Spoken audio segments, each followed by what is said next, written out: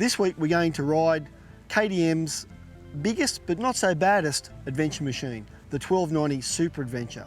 Now, all of KTM's 4 adventure bikes basically share the same underpinnings, as in big capacity V-twin motor and tubular steel trellis frame. So what makes this bike, the 1290 Super Adventure, so super? So what makes this so super? Well, for a start, it's a 1290cc V-twin engine. It's got 160 horsepower. It's a retuned unit taken from the 1290 Super Duke R naked bike, which has 180 horsepower. Way over the top for a bike like this, even a bike so capable of doing big distances to up full of luggage. And this bike even has 15,000 kilometre engine service intervals. Yep, just like a modern car does. But let's compare the 1290 Super Adventure to the 1050 Adventure we tested last week. Both are aimed at the touring rider, but this bike, the 1290, is more aimed at the rider who wants the best of everything and is prepared to pay for it. You can tell this bike too is aimed at a big deal at rider comfort, rider and pillion comfort, and the leather look seats are a perfect example of that. Now, the rider seat has 2 positions, 860 and 875 millimetres high, and both seats are heated, and even the pillion can adjust their seat to their desired temperature range. This bike's very well equipped as standard. I'll go through a few of the items that it's got. Hopefully I don't forget any. Now, it's got the adjustable screen, heated hand grips, cruise control, traction control, ABS, adjustable riding position, heated seats. It's got tyre pressure monitor, 30 litre fuel tank. It's got LED running lights. It's got centre stand standard, crash bars, rear rack, and pannier mounts as well. Realistically, there's not a lot that you could buy for this bike that it doesn't already have. And what about that 30 litre fuel tank? Now, that's massive.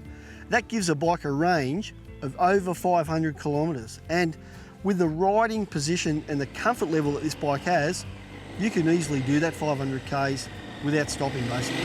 It's also got the motor slip regulation. Now, what that does is if you suddenly decelerate, say the conditions are a bit dodgy, and it stops the bike or the rear wheel from breaking traction by increasing the rev slightly. And once again, another handy safety feature.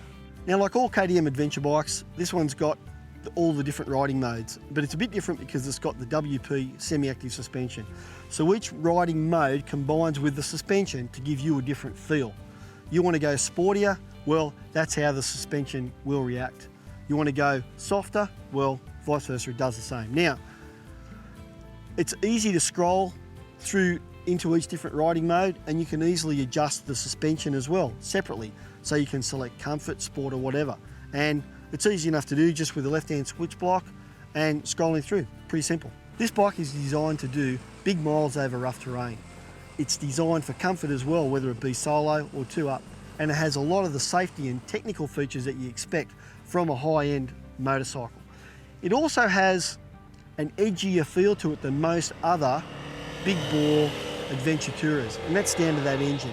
KTM's V-twin has never lost that edgy feel that a lot of people like it. I like it too. I really like the retuning that KTM has done with this engine, bringing it from the Super Duke R. Dare I say it makes it easier to ride. Now, it's got a very tall top gear, almost an overdrive if you like, and this really suits the direction that KTM has taken with this bike. So, it loves the open road. Dirt, tar, doesn't matter, this thing just will eat the miles up all day long. The bike comes with a 19-inch and 17-inch wheel combination. You can see they're spoke wheels, and I think that gives the game away a little bit from what KTM is thinking of the sort of riding people will do with this bike. It's not the most aggressive bike in KTM's adventure range. That mantle goes to the 1190 Adventure R. But I think this bike is the perfect, dare I say, off-road gentleman's tourer. It's for those people who want to get out in the open and camp under the stars instead of going 5-star.